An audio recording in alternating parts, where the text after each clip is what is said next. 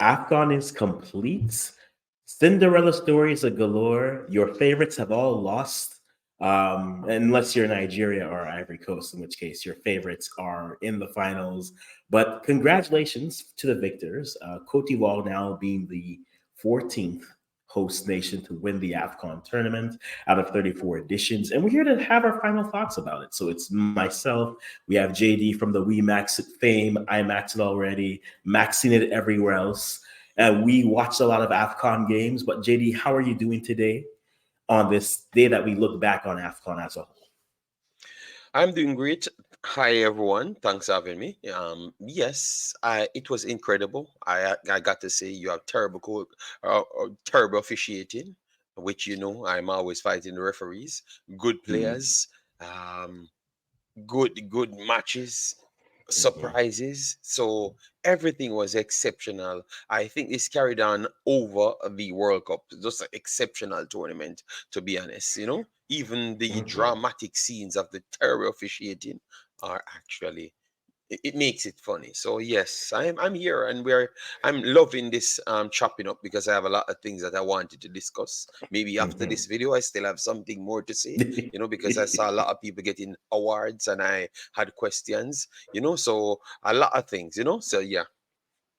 No, I think that's true. I mean, we can start from the end, which is Ivory Coast winning, dramatic fashion, finally there. Now, there seems to be a thought out there that I may have a disdain for a team. I don't.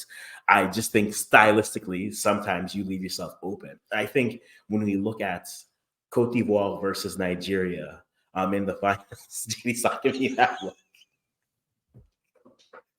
I think that there's a caution. It's not even a cautionary tale. It's two different methods that got them to their locations, right? Cote d'Ivoire, the winners. I mean, on the final match day, they were on the outside looking in, and then Algeria and Ghana bottled their games, and then Cote d'Ivoire goes on the run, and then they win it in front of their home fans. Nigeria was probably the team of the tournament that we looked at. Finally got into form. Were playing a style that got them the results. I was a little bit hesitant on fully buying into it, mainly just because of the chances that they were giving up. But they were getting the results, so you can't complain about getting the results. Um, and then you have the other stories, right? South Africa with Robin Williams from the Sundown Boys just performing well. You have DR Congo making the semis as well. If you're looking back at AFCON this year, what are the major stories that you'll take back from watching it? And what are the major points I think you'll look back and say, this was a big moment for either this country or perhaps maybe a thought process in terms of the organization of football strategies, anything. What will stand out to you when you look at this tournament? All right, so what I've seen, obviously I've supported Nigeria. So what I've seen from Nigeria, I thought that they came into this tournament on terrible form. Because they started the World Cup qualifiers and they never looked good at all. Obviously, Osimhen was not there, so maybe they tried to go a different direction. But I saw the direction that they were in before, so I knew that it was the same one, regardless of not Osimhen not there because Boniface was actually there, so he just slotted in for him. All right, but with them changing to a three at the back, which is Ikang, Bassi, and Ajayi, it made it much more balanced because I thought that the four at the back and the lack of a midfield presence, NDD would be astronomically good in this tournament. So I do believe that the Mhm. NDD person NDD not being there, it cost them big time. I genuinely believe that. So I'm not gonna cuss and say that um they can't do it in the future. But at least the coach had Aribo and those guys, so he could have still found a way out to make it more of a midfield presence. But just the fact that they made a stability in defense, I like it a lot more. But I still wanted more from them. So what I've learned is what Nigeria stumble upon, which is the three at the back, and it makes them more solid and make them could express themselves, but just need to be a little bit more tighter in the middle. So that's what I've learned about Nigeria, and this might be a big loss for them, but the formation change might just be a big win for them, and to make them make the World Cup, because obviously they missed the last one as well with so much talent. So that's what I'm saying, what I saw. But the overall tournament now, I would say that we saw the emerging teams coming through, the Cape Verde, the Mali, Burkina Faso, all of those teams, South Africa, they all look like they have some pipeline springing people through them, which is amazing. And it only goes to show that Africa region will be tough, and football in general will start to have people coming from all walks of earth, which that was not the thing before, So I love the fact that development is spreading across Africa. It makes these tournaments way more entertaining. So that's what I've gotten in general. No, I think it's a fair thing to bring up. I think my quick recap that I made, the notion that the middle class of African football is no longer that middle class, right? It's definitely elevated, and combined with like the top teams, we saw all 5 favorites that most people had out by the round of 16, right? Which was remarkable, right? You see Senegal fall to Ivory Coast, you see Morocco fall to South Africa, and not by chance that they were just unlucky. Both teams played strategies and they just weren't able to convert, right? You saw Cameroon fall to Nigeria. And then, like you said, the Namibias, Angola reemerging, Mauritania, Cape Verde, the middle class moving up, and the underperformance of the top teams. There aren't any minnows left in Africa, especially once you reach the tournament of this time. And this is great for Africa overall, where in years past, 16 teams, and you'd still get blowouts. Now you're getting to 24 teams, yet still nothing is guaranteed. A team like Ghana can't look at Mozambique. I mean, they bottled that game, let's be real. But a team like Ghana walked versus Mozambique, and you can't be guaranteed of a thing. They left those points on the pitch, and ultimately that's what did them in. So it's great to see like the Mozambiques furthermore to really be able to emerge and kind of play well. And I think it does open it up for what we see coming up for World Cup qualifiers continuing on. But I did want to touch base on the team of the tournament, right? So we have our team of the tournament that is here. It's very much representative of the final 4 teams, minus Emilio Ensu from Equatorial Guinea. But you have a 4-3-3 going through with primarily semifinalists minus Ensu, who won the Golden Boot. Now, I know we were talking a little bit earlier about whether we thought this was the right final 11 of the tournament, but are there any changes you would make with this? Because I can think of maybe 1 or 2 changes, but are there any changes you would make a change for here? To be honest, when you look at it this way, you have several players that you could have said maybe could have changed, to be honest, because for instance, Wissa out wide. Yeah, he's playing out wide. Yeah, so maybe you will give him that. Yeah, and maybe Maconia. You could question right there, but and you never had much South African inside the team, so maybe you will put him in there. But to be honest, Kessie, Seri, pretty much everyone else, Chancellor right there. Yeah. Conan works his spot.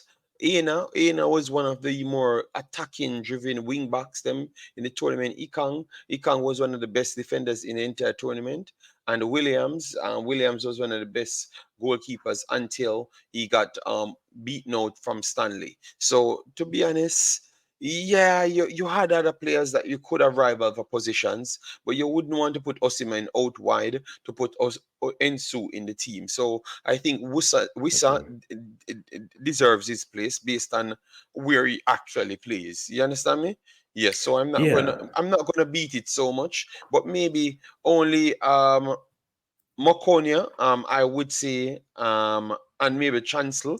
You would say maybe would make it because honestly believe that Bassi was one of the defenders of the tournament based on his physicality, recovery, and going forward in the system that Nigeria played. He was the one that transformed the entire system because remember in midfield they only had Iwobi and also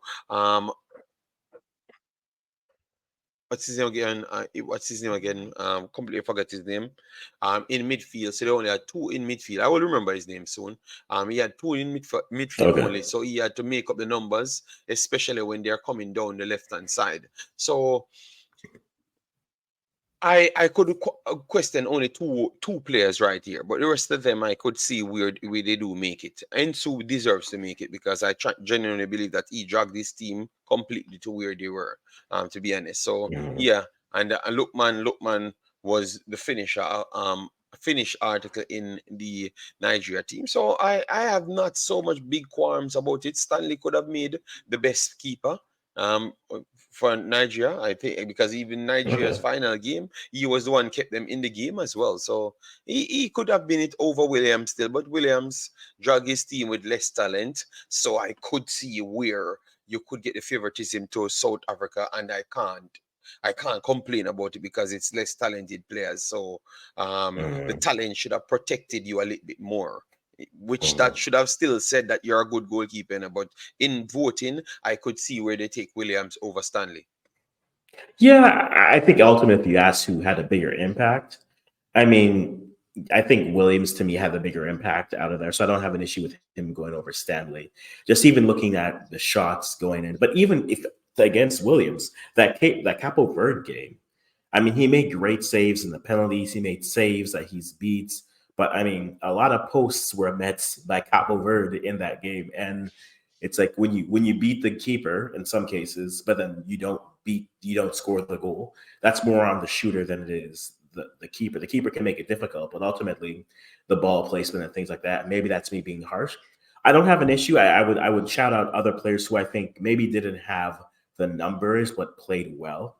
Bertrand Traore from Burkina Faso, for example, I think he had a good tournament, but Mm-hmm. where do you put him, right? Ensu has the goals. That's the thing that you can't take away from him, but you can't diminish what Victor Osimhen did over that round of from the eliminations to the finals. It was very influential. Seems that every time he scored, something took his goal away. But at the end of the day, hey, the man did everything he could but score goals, which wasn't all on him. So, I mean, there are those names. And then another shout out to Ryan Mendes, who I think had a good tournament from Capo Verde overall. Again, couldn't beat Roving Williams, but Ryan Mendes had a great, I think, AFCON overall. But they ran into the team who was in shape but ultimately had the better goalkeeper, and that's what did them in. So I would bring up those two names: Ryan Mendes from Cape Verde, Capo Verde, as well as Bertrand Traore from Burkina Faso are good sides. I think players that deserve some shouts. I don't know what they do for coach, to be perfectly honest, because I mean, you give it to the coach who got brought in after the team didn't go through. Is he, in your opinion, the best choice for the coach of the team of the tournament? Because he only really coached the round of 16. So, I mean, Yes. So, all right. Onyeka was the player that I've missed. Onyeka and Iwobi played in okay. midfield. So Onyeka could have made this list as well because he was the sole defensive coverage inside midfield as a traditional midfielder. So that's what I Mhm. was talking about. So, but that's neither here nor there. But yes, the coach, what are you saying then? What are you saying? Because the coach, to be honest, remember they went through based off technicality, so they never did nothing in the first round. You understand me, to reach to the next level. So the coach came here and he got results in situations where we never expected them to get anything based on the form that they came off. So we that in just the viewers' eyes, it looks like, okay, this man is the man that came out and galvanized everyone to get these results because you weren't getting these results 2 days ago. And then once you came up, now we make you more sturdy and we make talented players start playing with talent. Obviously, you had Ali and those guys getting fitter and ready to play, so that was kind of a help to him as well. You get me? So because at the start they never played with him against Nigeria. They never started with him because that would have been a better forward line, and you clearly saw the difference when he's starting. So a lot of things made a difference, but I would say that you can't. If you would have blamed him if it never went right. You would have blamed him if it never went right. So I wouldn't have blamed him. I think at that point the coach is playing with house money because no one expected you to make it there. Yes, you're the host, but from where you were, there's a reason you're the interim coach because the other guy couldn't do what he could do. So at this mhm. point, if you fail, right, what's there to lose? Like you go down swinging, and you can use that to galvanize the team and whatnot. And maybe that's unfair for me to say, but like at that point, you're playing with house money. You've made the round of 16, so at this point, go go for it. Try something, right? For me, yeah, yes, because the next coach in line is Nigeria's coach, and he's trash. He is trash.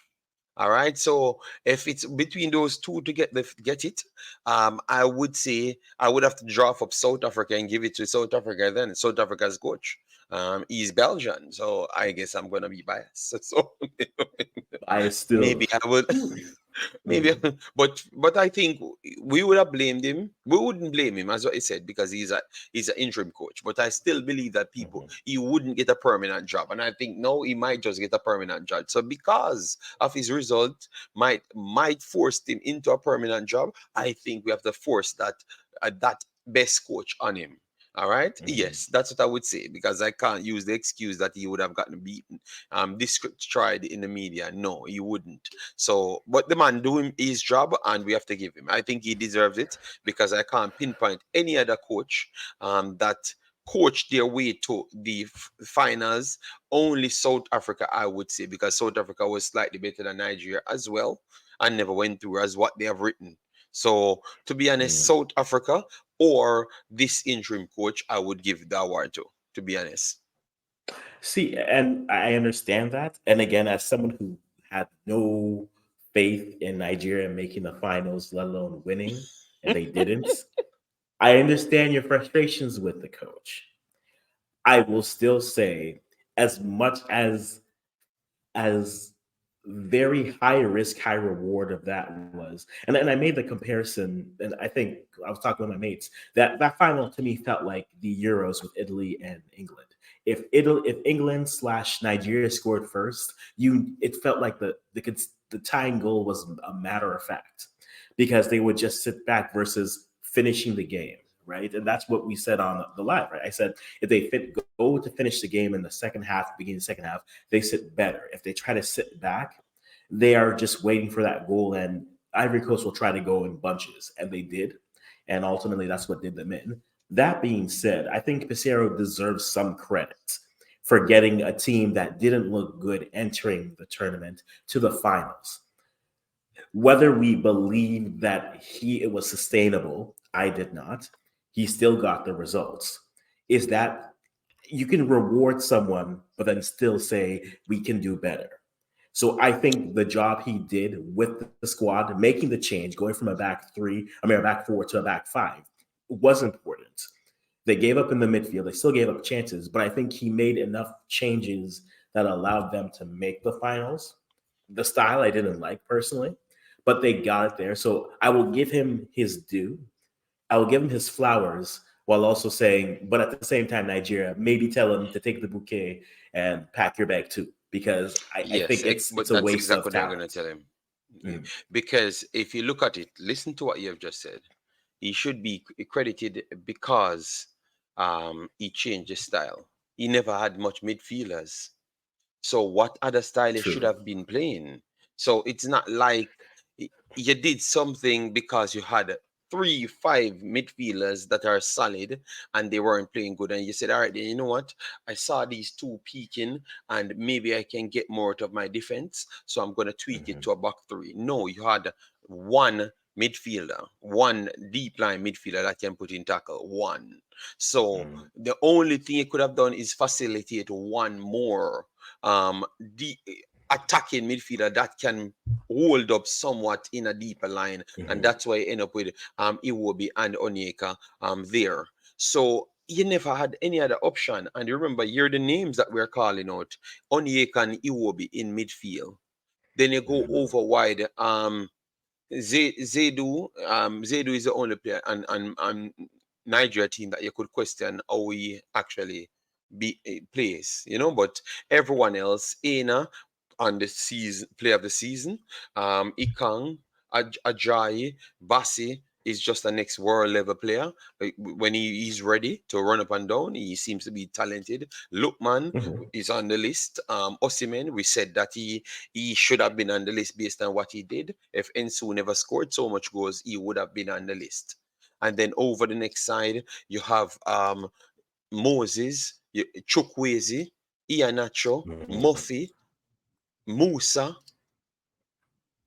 You hear the names that, and then you have Aribo that you could bring in midfield to only maybe supplement, to put instead of Iwobi, but you can't use two of them because Onyeka is the only one that you truly have. But listen to what we're saying and look at the talents. Everyone have one or two of those players. Nigeria have 15.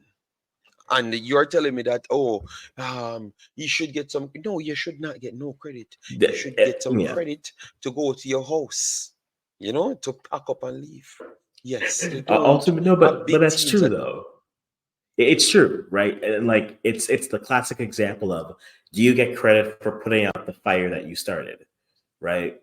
He has the talents at his disposal, but the mismanagement of it, like hey, here's your flower. You made the finals after not looking good leading up to it. At the same time, we're not going to ignore that you didn't look good looking up to it. This shouldn't extend it. I think at that point, for the talent that they have at their disposal, like we've had this conversation, like Nigeria has more strikers than some countries can have dreamed of having. And again, they have to figure out the balance of the team, there's no doubt. But for the talent that they have at their disposal, sometimes it just feels like they fall short of it. And that sometimes is coaching. That is on the players as well. You put them on the pitch to do something. I always say they'll always default to what they know best, which means, how are you going to expect 9 strikers to sit back and defend when they're strikers? I mean, my instinct tells me to go forward. So why am I going to drop back and try to do things? So putting them in position to succeed matters. I think Nigeria's run was great. It was impressive based off how they've played, but they can't look at that and say we can replicate this, because ultimately, I mean, we're only 2 games into World Cup qualifiers, but it still kind of leaves them wanting and lacking from there. So I don't disagree with you. I do agree from a slightly non-Nigerian bias perspective, because apparently I just don't. Apparently, according to some people. By the way, JD, we'll see them in the comments. Where are those friends? Where are they? They are waiting. They are waiting for Nigeria to win the finals. Then they will be over here under these videos. Yeah, they are waiting. Yeah, Let me but tell you. I think Nigeria it's good that they reached this far, but I still believe that they have not lived up to what I think the talent level is. I saw that they were disrespecting it will be on the internet, and clearly people will get that feeling that these are all-star players, so why it's just not clicking, so I understand where people coming from, the upset, and they have not seen them played a really good game the whole entire tournament. To be honest, we're just seeing 20%, 10%. This part works. So it's understandable. It's understandable. And to be honest, I can't say much more than they have to get better, or else the next World Cup will be in trouble. That's all I know. No, agreed. And speaking of that next World Cup, we've only played 2 games in Africa so far, but to give everyone a bit of a viewpoint of what they have. So Group A right now has Egypt and Burkina Faso in your top 2 spots. I'll explain the format a little bit later. In Group B, you have Senegal and Sudan in the top 2 spots, with DR Congo DR Congo will have something to say about this entire lurking. group based on what we just saw. Indeed, indeed. My don't sleep on team, Rwanda, sitting up top of Group C with South Africa and Nigeria sitting in South third with Africa, 2 draws. Nigeria. After seeing Mm, South Africa, I am not 100% sure Nigeria are going to the World Cup.